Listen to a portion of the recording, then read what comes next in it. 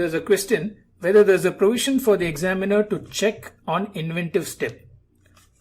It is not mentioned in the, it's not explicitly mentioned. Yes, it is not explicitly mentioned, but in 12 it is mentioned. If you see, 12 talks about anything requirements of this act and the rules. So everything will come under that. And it also talks about lawful ground for objection.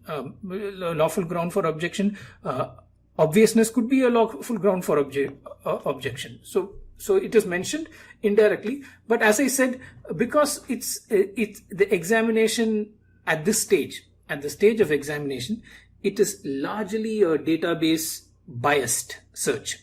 Okay, the examination process in all the patent offices is biased towards documents. So because there is a bias towards documents, they look for anticipation and novelty more than they would look for inventive step. And even if you look at the PCT Y-category report, PCT reports have X category and Y category. Y category is on inventive step. Inventive step is again, the argument is generated through reading through documents.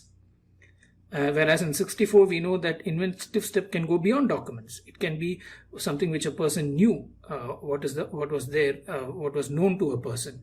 So there is a bias, and we had mentioned it in our invite. There is a bias towards novelty, because novelty is a requirement that can be completed looking at database and documents. Whereas inventive step, you have to bring the knowledge of a person skilled in the art. So that's why all patent offices have a bias towards novelty.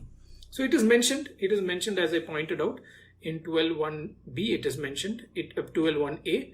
You can also say that 12.1b, when it says about lawful ground for objection, it could also be covered there.